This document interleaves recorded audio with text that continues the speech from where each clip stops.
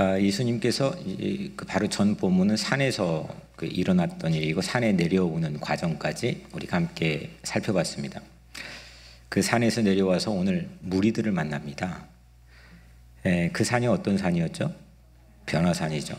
성경엔 높은 산으로만 지명하여 우리에게 소개하고 있지만 우리는 후대 사람들은 그 산을 예수님이 용모가 변했다 해서 변화산이라고 부릅니다.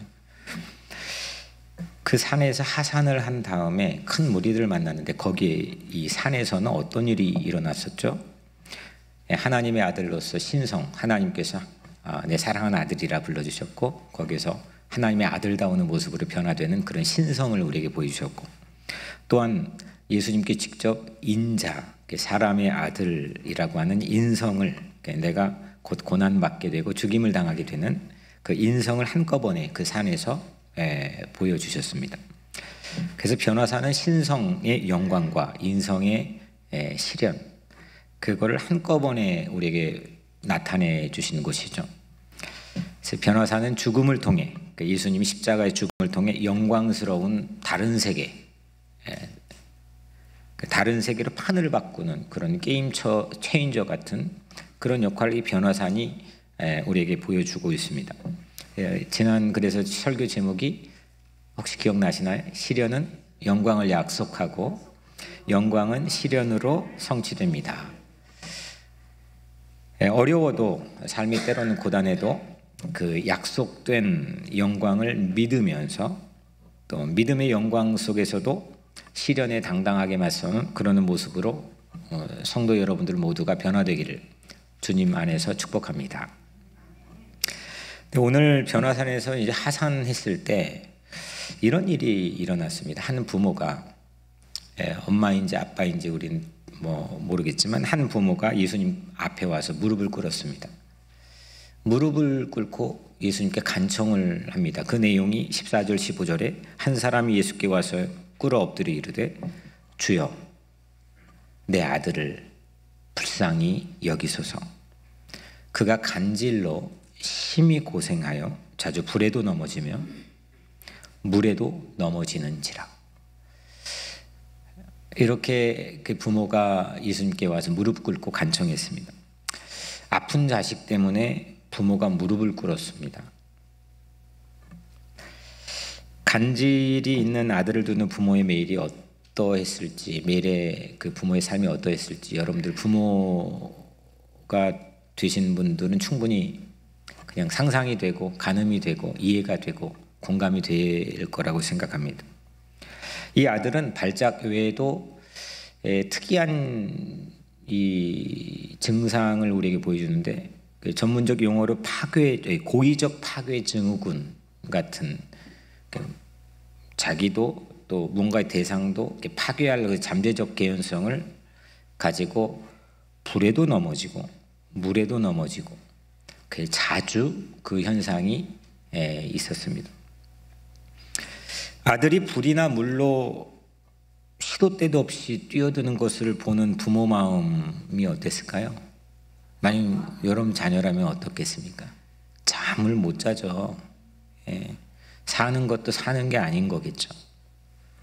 매일같이 애간장 녹였을 거고 거의 지옥 같은 삶을 이 부모는 살았을 겁니다.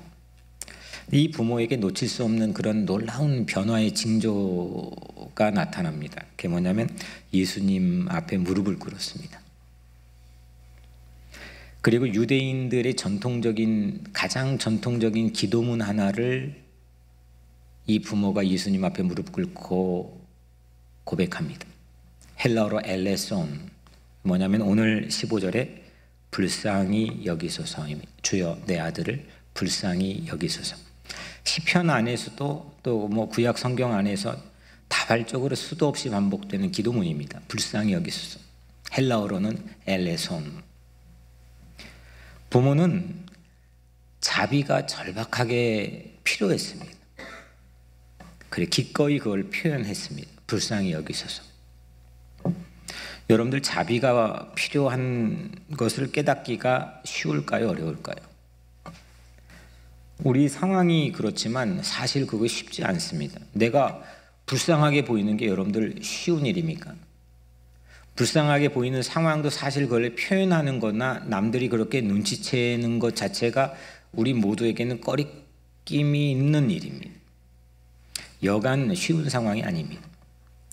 왜냐하면 뭐 내가 현재 가지고 있는 위치도 그렇게 영향을 미칠 수도 있고, 아니면 인간이 일반적으로 가지고 있는 오만이나 자존감, 자존심, 그리고 내가 가지고 있던 이 경험들, 남들의 시선, 수도 없이 다양한 이유들이 내가 불쌍히 여기는 존재가 된다는 것을 탐탁지 않게 생각하게 만듭니다. 저도 마찬가지고 여러분들도 마찬가지일 거라고 생각합니다. 불쌍하고 싶지 않습니다. 저도 어린 시절에 불쌍한 자리에도 있어 봤는데, 저는 고등학교 때까지 철저하게 고아원에 살았다는 사실을 정말 제 가장 중마고우에게도 대학교까지 숨겼습니다. 철저하게 위선적으로 이중적으로 살았습니다. 불쌍해 보이는 게 왜 싫은지를 아주 피부적으로 체험했었습니다. 싫습니다. 쉬운 일이 아닙니다. 좀 전에 우리 강 목사님 인도하시면서 참회와 용서의 기도를 우리 각자 드렸지만, 의례껏 그 시간조차도 우리가 불쌍히 여긴 존재가 되지 않으면 안 된다는 생각으로 우리가 예배 순서 안에서 함께 기도했지만, 사실 여러분들은 어떻습니까? 정말 내가 하나님 앞에, 타자 앞에 내 진짜 불쌍한 존재라고 하는 걸 인정하고 깨닫는 게 쉬운 일입니까? 절대 전 그렇지 않다고 생각합니다. 근데 이게 열려지지 않으면 하나님 앞에 서는 게 불가능합니다. 내가 바라던 이익을 얻으려고 하는 장사치의 속셈 말고, 요즘 뭐 정치인이나 심지어는 목회자들도, 아니면 뭐 트렌드가 그런 것 같습니다. 약간 나를 깔아 뭉개고 약간 그 코스프레이 같이 불쌍한 존재처럼 이렇게 스피치하고, 이게 오히려 공감을 불러일으킨 대중적 선동의 중요한 도구로 사용되는 그런 트렌드가 판을 친 세상이기도 합니다. 약간 연약해 보여야 되고, 그래야 대중과 소통이 잘 되고. 그런 거 말고 정말 내 내면에 불쌍한 면이 있다고 하는 사실을 진솔하게 공개하고 고백할 수 있는 것, 이건 상당히 우리에게는 인색한 면입니다. 그런데 기도는 자비가 필요하다. 나는 자비가 필요합니다. 나는 불쌍히 여기는 그런 어떤 동정과 연민이 반드시 필요합니다. 거기로부터 기도가 시작이 되는 겁니다. 진실한 기도가. 그리고 난 자비가 없이는 살 수가 없습니다. 내가 아무리 잘나고 많은 것들을 습득하고 훈련받고 내가 경험했지만 나는 정말 자비가 없이는 살 수가 없습니다. 거기로부터 기도가 깊어지는 겁니다. 그리고 성서적으로도 자비에 의해서만 우리 기도는 응답될 수가 있습니다. 나는 형편없습니다. 난 정말 불쌍한 존재입니다. 불쌍히 여김을 받고 싶습니다. 도움이 필요합니다. 긍휼이 없이, 당신의 긍휼이 없이는 한시도 살아갈 수 없는 그 주의 자비가 내겐 유일한 길입니다. 이런 마음으로 오늘 여러분들의 마음이 주님을 향해 열려지게 되기를 주 이름으로 간절히 축원합니다. 그러면 자유로워요. 제가 대학교 1학년 처음 신학교 들어가자마자 그렇게 위선적으로 제 신분을 철저하게 숨기고, 아주 위선적으로 뭐 그냥 공부 잘하고 그 다음에 목사 된다 그러고 뭐 되바라지지 않고 그렇게 사니까 이렇게 손쉬웠거든, 저를 속이는 게. 그런데 그 저의 모습, 저의 출신 성분 경험들을 처음 제 신학교 동기들에게 막 떼굴떼굴 구르면서 몇 시간 동안 저를 고백한 경험이 있었는데, 와, 그때 여러분들 제가 지금은 뭐 난 그렇게 살았습니다라고 손쉽게 얘기하니까 여러분들 그지만 저에게는 너무 큰 오픈이었습니다. 개방이었습니다. 자유로워졌습니다. 야, 내가 앞으로 목양하는 내가 만난 사람들에게도 이런 자유를 함께 나누면 좋겠다라는 생각을 그 순간에 했었습니다. 저는 오늘 여러분들의 각자 삶에 주님이 나를 불쌍히 여겨주시는 그 자비가 나는 전적으로 필요합니다. 이 기도가 여러분들의 삶이 열려지게 되기를 주의 이름으로 간절히 축원합니다. 이 각성, 이 새로운 깨달음, 그러면 내가 뭐 이렇게 위선적일 필요가 없고, 내가 뭐 굳이 겉옷을 걸쳐서 내 속의 내면에 불쌍히 여겨진 존재를 감출 필요가 없는 거고, 이 각성이 기도의 자리에 오늘 이 부모처럼 겸손히 무릎 꿇게 만드는 겁니다. 저는 오늘 5가지 기도문을, 짧은 기도문을 여러분들 같이 나누면서 말씀을 진행할 텐데, 첫 번째 기도문 이렇게 기도하면 좋겠습니다. 주님, 나를 불쌍히 여기소서. 내가 불쌍하다는 사실을 공개할 수 있는 기도의 용기를 주시고, 당신의 자비 없이 살 수 없으니 내게 당신의 긍휼만이 소망이오니 나를 불쌍히 여기소서. 아멘. 두 번째입니다. 예수님의 자비, 불쌍히 여기소서라고 이렇게 요청했던 예수님은 그냥 자비이십니다. 긍휼 자체이십니다. 연민과 동정 자체이십니다. 그걸로 모든 행동이 예수님께서 일어납니다. 근데 예수님 자비는 그냥 우리처럼 참 딱하다, 돕고 싶다, 이걸로 그치는 게 아니라 주님의 자비에는 능력이 있습니다. 주님의 자비는 오늘 본문에 귀신을 꾸짖고 추방했습니다. 그리고 아들을 이윽고 고쳐주셨습니다. 오늘 18절 예수께서 꾸짖으시니 귀신이 나가고 아이가 그때부터 나으니라. 아멘. 예수님에 대해서 우리는 기독교인들의 고백을, 그 기록들과 자료들을 가지고 있습니다. 이게 복음서입니다. 이건 다 신앙인들의 기록입니다. 그런데 비기독교인들이 예수에 대한 첫 증언, 이 기록을 잠깐 여러분들에게 소개하는데, 예수님에 대한 최초의 비기독교인의 언급은 AD 90년경에 있었습니다. 당시 유대인들이, 지금도 뭐 다량의 여러분들 뭐 초분파 다 알고 이미 들어보셨겠지만, 요세푸스라고 하는 유대인 역사학자, AD 90년경에 이제 많은 책들을 안에 기록을 담아놨는데, 그 전부를 제가 잠깐 인용해서 여러분들 한글로 이제 번역된 거를 읽어드리겠습니다. 예수라는 현자가 나타났다. 예수는 마귀를 추방하는 놀라운 일을 행했으며 진리를 기쁘게 받아들이는 사람들의 교사였다. 예수는 유대인들과 그리스인 출신들의 많은 추종자를 얻었다. 지도자들의 고발로 빌라도는 예수를 십자가에 처형했다. 그러나 그를 사랑했던 사람들은 그 사랑을 그치지 않았다. 오늘날까지 그리스도인들이라 불린 족속은 사라지지 않고 있다. 주이시 앤티퀴티즈라는 역사책의 18장에 담겨 있는 내용입니다. 그러니까 당시에 여기서 오늘날까지 그리스도인들이라 불린 족속은 사라지지 않고 있다. 이제 오늘날까지는 당시 AD 90년경으로 이제 우리는 생각할 수 있는 거죠. 예수님께서 활동하신 지 60년이 이미 지나버린 후 비기독교인의 기록에도 마귀를 추방하는 예수님을 기록하고 있습니다. 우리가 가지고 있는 신앙인들의 기록인 최초의 복음서 마가복음입니다.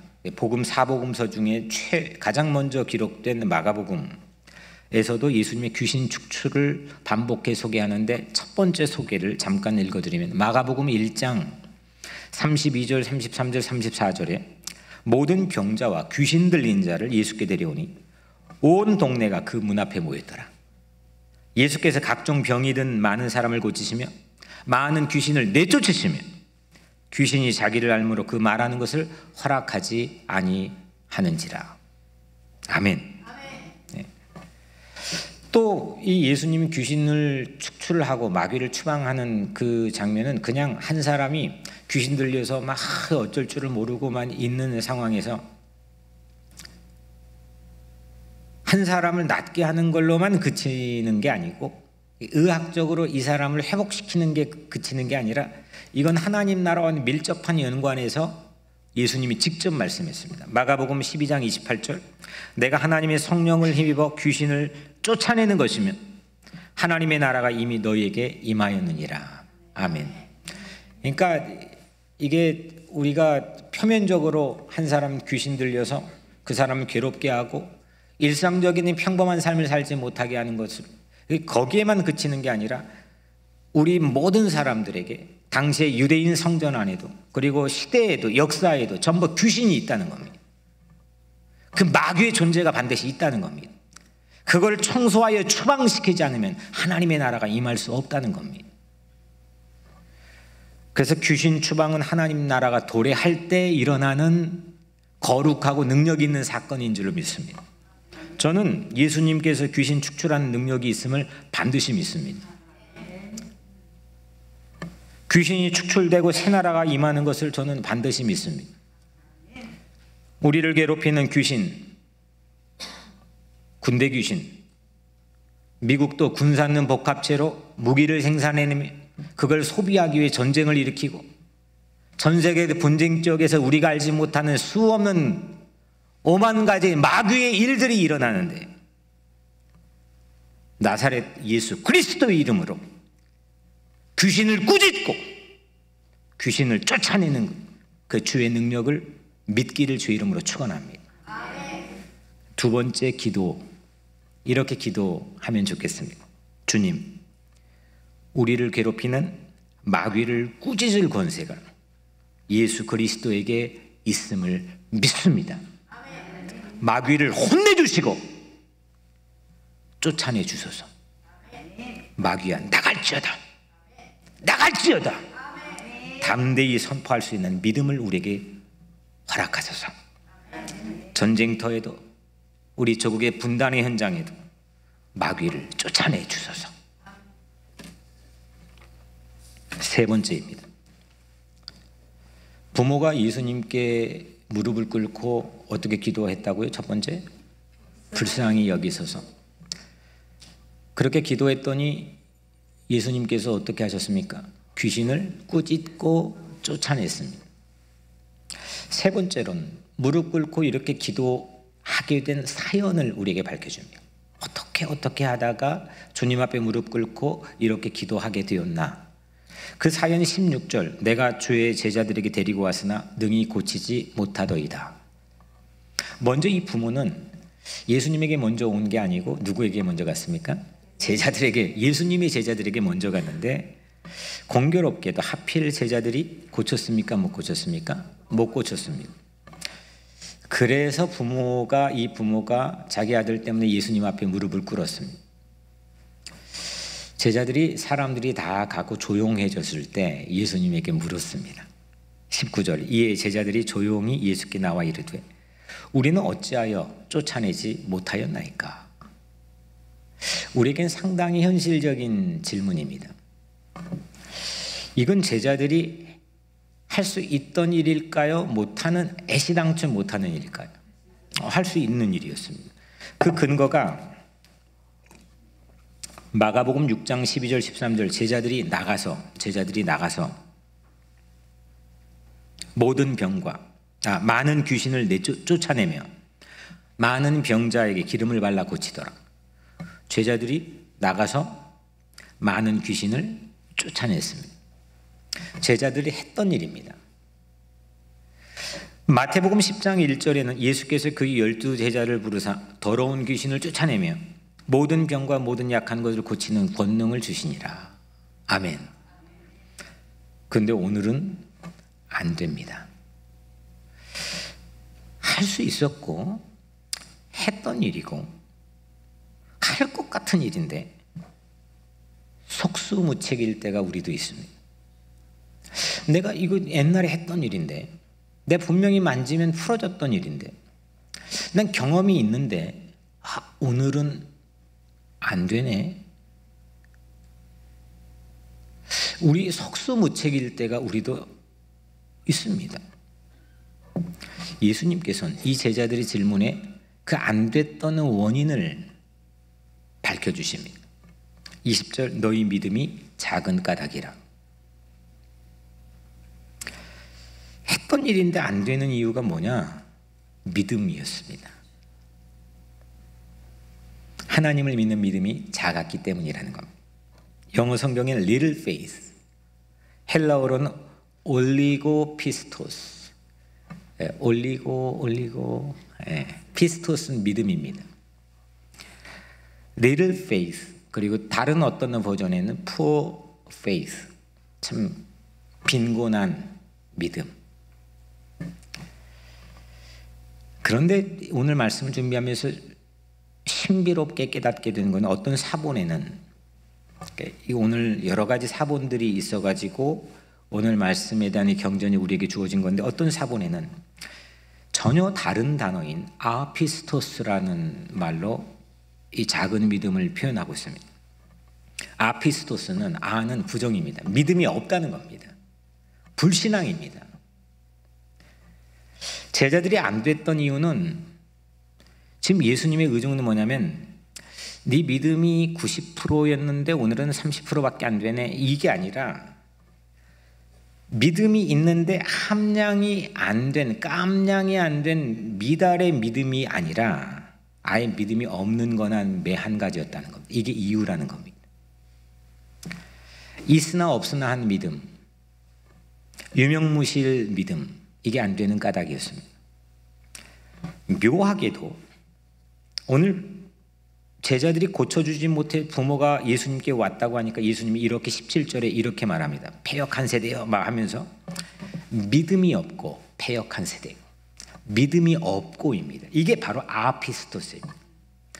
영어 성경은 unbelieving, 믿음이 아예 없는 겁니다. 안 믿는 겁니다. 제자들은 믿음이 없었던 겁니다. 이게 왜 우리에게는 매우, 이게 뭐 그 큰 차이가 있습니까? 작은 믿음이든 믿음이 없는 거든 그게 원인인 건 뭐 그냥 그런 거 아닙니까? 라고 생각할 수 있지만, 이게 실제 우리 삶에 적용할 때는 엄청난 차이라는 겁니다. 왜냐? 우린 대개 믿음의 크기에 주목합니다.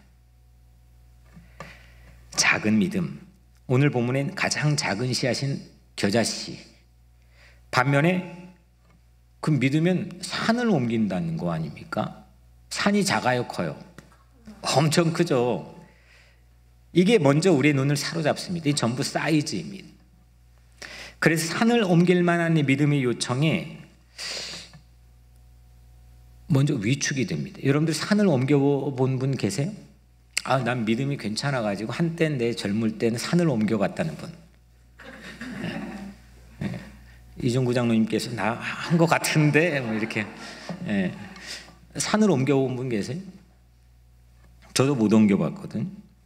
이 말씀을 보면, 제가 어린 시절 정말 힘들고 어려울 때 기도원 다니면서 막 그냥 절박하게 기도하는 그 순간에, 그때 여자 전도사님께서 앞에 말씀 이 본문 가지고 했던 기억이 얼핏 하면서 오늘 말씀 묵상을 하는데 위축이 되었던 것 같습니다. 내 절박한 이 상황과 실제 이 말씀에 상당히 괴리가 있는 겁니다. 그렇게 I hope so, 난 그렇게 바래 라고 생각할 수 있지만, 와, 저분은 어떤 믿음이길래 산을 옮길 만한 그런 믿음을 가지고 얘기하실까? 오늘 말씀 제목이 하나님을 믿으면 산도 옮긴다. 이 말씀 자체가, 이 제목 자체가 벌써 우리에게는 위축을 줄 수 있습니다. 근데 위축을 표현하고 싶지 않습니다.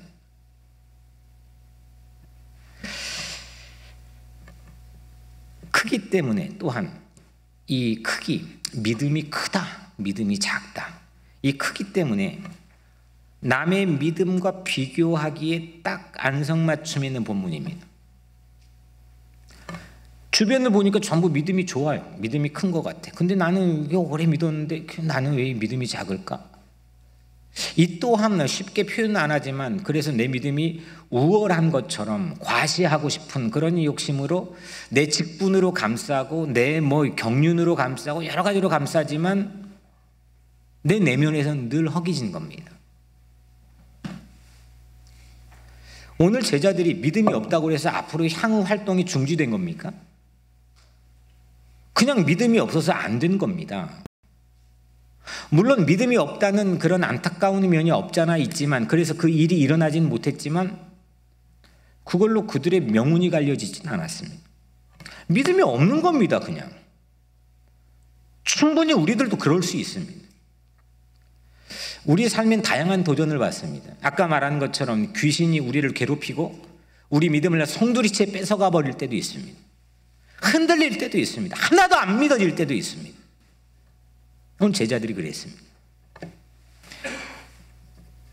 예수님께서 이렇게 말씀합니다. 20절에 이르시되 너희 믿음이 작은 까닭이니라. 진실로 너희에게 이르노니 만일 너희에게 믿음이 겨자씨 한 알만큼만 있어도 이 산을 명하여 여기서 저리로 옮겨지라면 옮겨질 것이요 또 너희가 못할 것이 없으리라. 아멘. 예수님은 믿음의 크기를 말씀하는 게 아닙니다. 믿음의 크기가 만약에 중요했다면 겨자씨 한 알만큼만 그럼 말하지 않으셨을 겁니다. 그나마 지금 unbelieving 이거 없다는 이 불신앙이라는 건데 그것 때문에 안 됐다는 건데 거기다 대고 가장 작은 겨자씨 하나를 빗대실 그 믿음의 크기를 말씀하실 턱이 전혀 없다는 겁니다. 예수님의 중요한 것은 뭐냐? 예수님의 중요한 건 우리가 하나님을 믿는 겁니다. 진짜 중요한 건 뭐냐? 내가 오늘 어제는 70% 믿었는데 오늘은 왜 30%지? 이게 아니라 진짜 오늘 예수님에게 중요한 건 뭐냐면 우리가 믿는 하나님이십니다. 하나님이 중요하신 겁니다. 우리가 그분을 믿고 있느냐는 겁니다. 세상 모든 만물에 대한 원인과 결과를 가지고 사람들이 그 믿음에 대한 근거를 갖기 위해 생각하지만 그건 내 입장인 거고 그 심리는 끊임없이 조석으로 변화합니다. 환경에 수도 없이 노출되어서 흔들립니다. 근데 흔들리지 않는 분은 우리가 믿는 하나님이십니다. 오늘 예수님은 그거 말씀한 겁니다. 그 하나님을 보고 있느냐는 겁니다. 신약학자 라이트라고 하는 사람이 이렇게 말합니다.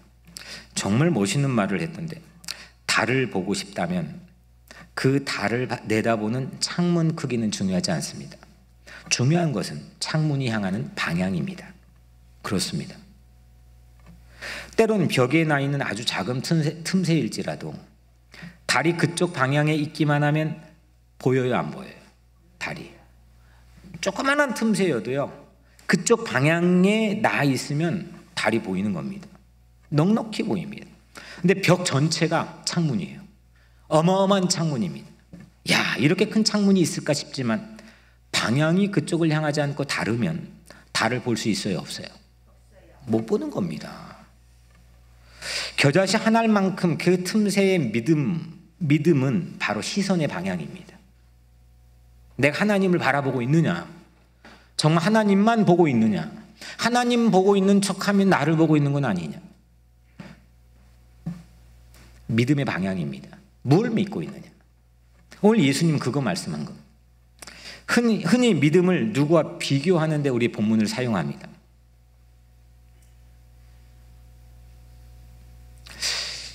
저 사람은 어떻게 저런 믿음을 가질 수 있을까? 그 믿음의 크기로 우열을 따지는데 이 본문을 악용하는 경우들도 있습니다. 우월한 믿음, 유난히 큰 믿음이 나쁠 거가 뭐 있겠습니까? 하지만 예수님은 그런 믿음을 우리에게 말씀하시지 않았습니다. 이 세상 한복판에 그때나 지금이나 여전히 끊임없이 우리에게는 크기로 경쟁을 유도하고 그 크기에 우리는 위압감을 느끼고 때로는 위축하고 끊임없이 그 크기로 따지고 근데 성서 안에서도 그 크기를 만약에 믿음조차도 따진다는 예수님 그러셨을까요? 겨자씨 한 알만큼의 틈새일지라도 하나님을 진정으로 향하고 있으면 하나님을 바라보면 하나님 눈을 마주치고 있으면 믿으면 산도 옮긴다는 겁니다. 그래서 오늘 세 번째는 이렇게 기도하면 좋겠습니다. 주님, 하나님만 바라보게 하소서. 믿는다고 하면 남의 믿음과 비교했던 우리의 위축된 시선을 하나님만 향하게 하소서. 겨자씨 한 알만한 틈이라도 찾아 하나님만 향하는 방향으로 오늘 서게 하소서. 내 고개를 돌리시고 내 시선을 맞추게 하소서. 하나님만 믿게 하소서. 아멘. 네 번째입니다. 그렇게 무릎 꿇게 된 사연을 이 부모가 말하고 예수님께 진단을 해주셨죠. 그 예수님의 진단은 상당히 우리에겐 챌린지가 됩니다. 도전적입니다. 고개 돌려야 된다는 거예요. 선 자리에 방향을 돌리라는 겁니다. 근데 예수님의 이 진단은 늘 두 가지 면이 다 있는데 우리를 경책하기도 하지만 그분은 참 따뜻합니다. 늘 포근합니다. 늘 감싸주십니다.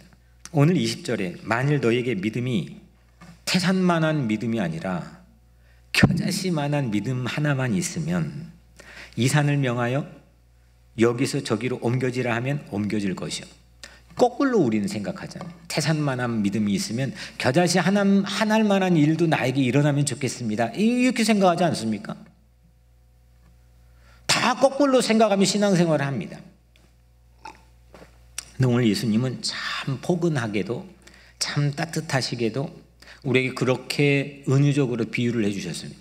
야, 너희들 겨자씨 하나만한 믿음만 있으면 큰 태산 하나를 옮겨질 수 있다. 이 말씀은 겨자씨는 작죠? 커요? 작아요? 무지 작습니다. 가장 작은 씨앗이라는 겁니다. 겨자씨는 작지만 오늘 본문에 가면 생산성은 어떻습니까? 월드 클래스입니다. 산을 옮길 정도의 생산성을 우리에게 보여줍니다. 세상에 많은 사람들이 생산성을 가지고 그 사람의 효율을 따지고 능력을 따집니다. 지금 세계적으로 떠오르는 CEO들, 창업자들, 갑자기 떼돈을 번 갑부들, 이들이 생산해내는 그런 아이디어들이나 기술 발전들은 놀라울 정도입니다. 그런데 저는 겨자씨 한 알처럼 작을지라도 분명히 믿으면 그 생산성은, 믿음의 생산성은 타의 추종을 불허하는 걸 믿습니다. 이게 우리의 희망의 근거가 되어야 되는 겁니다. 믿음을 따라올 생산성은 어디에도 없습니다. 오늘 20절 마지막 부분 전 너무너무 통쾌합니다. 오늘 여러분들의 마음에 굳게 새겨졌으면 좋겠습니다. 너희가 못할 것이 없으리라. 이걸 잘못 해석하면 우리는 기복주의의 어떤 근간으로 사용하기도 합니다. 내가 못할 게 없다. 한번 해보자. I can do it. 나이키에서 나오는 것처럼. Nothing will be impossible for you. 너에겐 불가능이 없다는 겁니다. 이건 우리 입장에 심리적 결단을 요청하는 게 아닙니다. 우리가 믿고 있는 하나님에게는 불가능이 없다는 겁니다. 못하실 게 없다는 겁니다. 크기에 상관없이, 나의 크기에 상관없이, 내가 지금 내 돈이 얼마 은행 잔고에 있는지 그 크기에 상관없이, 내 신분에 상관없이, 내가 어떤 처지에 있든 상관없이 믿음은 불가능이 없습니다. 마가복음 9장 23절 할 수 있거든이 무슨 말이냐? 믿는 자에게는 능히 하지 못할 일이 없느니라. 흥분하셨습니다.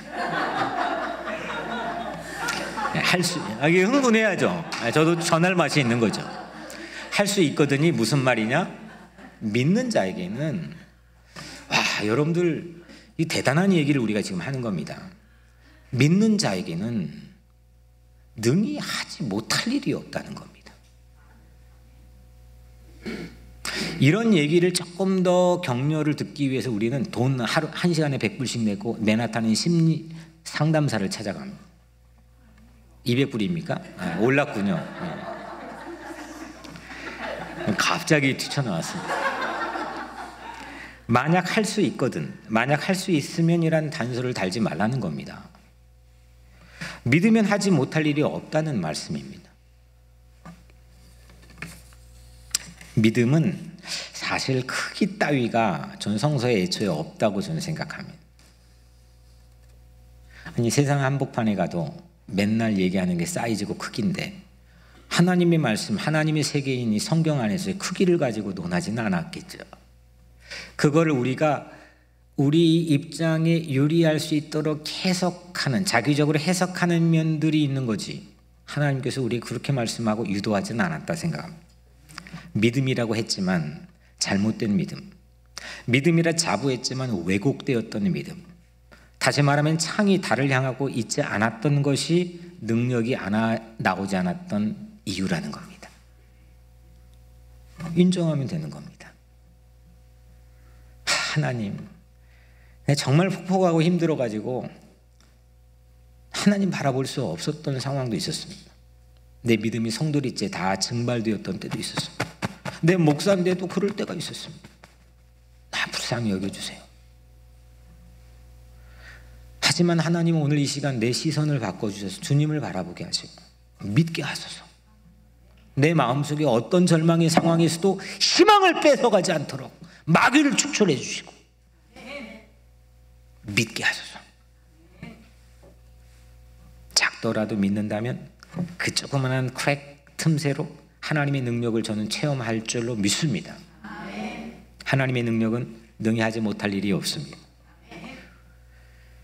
여러분들 그 산을 믿으면, 오늘 말씀 제목이 하나님을 믿으면 산도 옮긴다. 그 산이 어떤 산일까요? 그 옮길 산은 아마 방금 전 올라갔다가 하산한 변화산일 가능성이 아주 많습니다. 그 높은 산일 가능성이 아주 많습니다. 변화산에서 어떤 일이 일어났죠? 골고다의 별세, 장차 지금 며칠 있으면 당하게 될 골고다에서의 별세, 그건 다른 세계에 있는 부활로 변화되는 걸 보여주고 예고한 산입니다. 그걸 체험적으로 친히 예수님께서 그 산을 옮긴다, 뭔가를 변화시키는 산을 옮긴다. 어디로 옮겨요? 그 산을 사람들의 마음에 옮기는 거죠. 내 마음에 옮기는 겁니다. 내 삶의 현장에 옮기는 겁니다. 그게 그 믿음이, 그 산을 옮길 만한 믿음이 겨자씨 한 알의 틈조차 우리에게 주어질 수 있는 능력이라는 겁니다. 산을 옮기는 말에 우리는 전부 위축될 수 있다고 제가 말씀드렸습니다. 옮겨본 적이 없거든요. 그 내 믿음의 크기를 따지다가 지레 겁먹습니다. 그래서 없으니까 오히려 가려야 됩니다. 위선적입니다. 근데 여러분들 솔직히 말해 산을 옮길 수 있다 칩시다. 산을 옮겨봤자 뭐 하겠습니까? 산을 옮겨서 뭐 하겠습니까? 요즘 굳이 믿음, 우리 얘기하는 논하는 믿음이 아니어도 이 발전되는 문명의 기술로 산을 옮깁니다. 그 산을 갖다 바다에 빠뜨려 땅을 만듭니다. 간척지를 만들고 그 산을 뚫어 터널을 만듭니다. 손쉽게 합니다. 산을 옮긴다는 게 뭘까요? 예수님께서 어떤 의중을 가지고 말씀하셨을까요? 믿음의 산을 옮긴다는 것. 이 예수님의 의중은 먼저 그 변화의 산, 무언가를 변화시킬 수 있는 예수님의 능력을 보여줬던 그 산, 변화산을 내 삶의 현장에 옮기는 그 믿음을 말하는 것. 하나님을 믿으면 내 안에, 우리가 살고 있는 이 세상, 우리 자녀들의 삶에, 내 가정에, 그리고 수십 년째 해결하지 못하는 비무장지대 그 한복판에 마귀를 축출하고 하나님의 산을 옮기는 그 놀라운 변화의 역사가 일어나는 믿음입니다. 하나님이 하시면 내 안에 그 산이 옮겨진다는 겁니다. 그 산을 지리적으로 어디다 옮겨봤자 뭐 할 겁니까? 거기에서 불편한 일이 생기면 어떻게 할 겁니까? 이 산은, 그 변화의 놀라운 능력을 보여줬던 그 산은 오늘 내 삶의 현장에 옮기는 겁니다. 세상에 옮기는 겁니다. 네 번째로 이렇게 기도하면 좋겠습니다. 주님, 참 믿음을 주소서. 참다운 믿음을 주소서. 하나님 믿게 하소서. 믿으면 못할 것이 없음을 믿습니다. 하나님을 믿음으로 지금 내 가슴에 그 변화의 산을 옮겨 주소서. 지금 그 산을 내 냉랭하게 식어져 버린 삶의 현장에 옮겨 주소서. 이 코로나 한복판에 불면의 밤을 지새우는 내 삶의 외로운 삶의 현장에 그 산을 옮겨 주소서. 시련을 영광으로 변화시켰던 그 놀라운 능력의 산을, 그 변화의 산을 내 사랑하는 이 가슴 한복판에 옮겨 주소서. 아멘. 마지막 5번째입니다. 오늘 마지막 21절은 우리 같이 합독을 했죠. 어떻게 했죠? 없음. 그리고 전부 다 웃었습니다. 없는 걸 우리 또 읽어야 되나? 그 없음의 왼쪽 여러분들이 성경 가진 그 나중에 보세요. 이게 2번이라고 적혀 있고 그 2번을 따라 성경 아래쪽에 보면 이렇게 적혀 있습니다. 어떤 사본에 21절 작은 따옴표 기도와 금식이 아니면 이런 유가 나가지 아니하느니라. 아마 거의 대부분의 성경은 저와 동일하게 여러분들 그렇게 적혀 있을 겁니다. 요즘 나온 성경에 기도와 금식이 아니면 이런 유가 나가지 아니하느니라가 있음 이렇게 쓰여 있을 겁니다. 이 없음이 있는 이유는 성경은 하나의 사본, 원본, 사본 이걸 놓고 그대로 그냥 이게 아니라 천여 종 이상의 사본, 조각 이런 것들을 다 모아서 가장 다량의 가장 권위 있는 사본들이 있는 거를 근데 너무 놀라운 거는 그 각각의 다양한 시대 각각의 다른 장소에서 다른 사람들이 베낀 그 사본의 내용이 일치한다는 게 이게 말이 되는 겁니까? 오늘 그냥 아침에 이야기한 걸 내 자식에게 얘기했더니 그거 건너서 두 단계만 건너면 말이 와전되고 바뀌는데 이게 똑같다는 겁니다. 저는 이게 성서를 연구한 사람으로서 이게 놀라운 겁니다. 근데 오늘 말씀 21절이 몇 개의 사본에 없었기 때문에 거기에다가 주저하다가 없음 이렇게 적은 겁니다. 성경에는 적지 않는 곳에 이렇게 없음이라고 솔직하게 얘기하는 거죠. 그런데 영국, 미국의 가장 클래식한 성서 번역본으로 알고 있는 킹 제임스 버전 흠정역과 또 CDL 사본에 보면 이게 있는데 오늘 제가 소개한 것처럼 마지막 그 성경 밑에 2번하고 어떻게 적혀 있냐면 기도와 금식이 아니면 이런 유가 나가지 아니하느니라. 21절이 없음의 이 보완은 결국 기도입니다. 기도. 그게 금식 기도건 무슨 기도건 기도. 겨자씨 한 알만큼의 믿음, 그 틈새를 바라보고 하나님을 믿는 그 믿음은 기도로 단련된다는 겁니다. 그냥 마음에 작심하고 오늘 결단하고 오늘 목사님 말씀하니까 그래 하나님 바라봐야지 하고 결단하고 끝나는 게 아니라 그럼 다 날아가 버립니다. 그거는 옥토에 뿌려진 씨앗이 아니라 그냥 길가에 뿌려진 새들이 와서 다 쪼아먹고 그냥 여기 밖에 나가면 주차장에 다 그냥 날아가 버리는 거예요. 근데 그걸 붙잡고 기도하는 겁니다. 그래서 주님이 주신 말씀이지 하나님만 바라보면 산을 내 가슴에 옮기는 거지. 기도하는 겁니다. 산을 옮길 만한 믿음은 기도로 단련된 줄 믿습니다.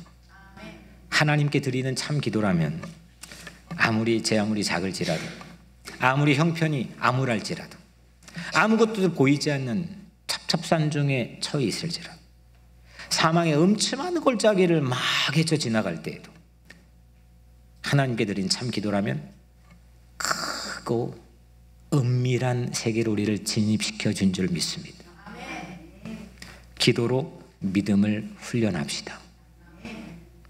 달을 향한 창문에 섰어요. 달이 보이기 시작했어요. 와. 그러면 어떤 마음이 들까요? 달을 더 세밀하게 보고 싶은 마음이 들겠죠. 그때 우리는 뭘 취합니까? 조금 가깝게 볼 수 있는 도구를 활용하고 싶겠죠. 망원경을 가져올 수도 있겠죠. 우리가 하나님을 바라보기 시작하면 어떤 본능적인 영적 움직임이 일어나냐면 기도하게 됩니다. 기도의 망원경을 가지고 하나님을 바라보고 믿게 됩니다. 오늘 말씀 제목 하나님을 믿으면 산도 옮긴다. 요한복음 14장의 1절 하나님 너희는 마음에 근심하지 말라. 걱정하지 말라. 하나님을 믿으니 또 나를 믿으라. 주 예수를 믿으시기를 축복합니다. 사랑하는 여러분, 5문장 기도 오늘 마음에 새기고 그 기도에 붙들려 우리의 믿음이 훈련되고 단련되기를 주의 이름으로 축원합니다. 불쌍히 여기소서. 한번 따라 불쌍히 여기소서. 마귀를 쫓으소서. 하나님만 믿게 하소서. 내 가슴에 산을 옮기소서. 기도로 훈련하여 믿게 하소서. 이 기도 5문장을 가지고 내 안에 마귀가 쫓겨나고 그 산을 우리 각자의 삶의 현장과 이 시대의 역사에 옮기는 하나님만 바라보는 믿음의 기도를 드리는 여러분들 모두가 되기를 주님의 이름으로 간절히 축원합니다.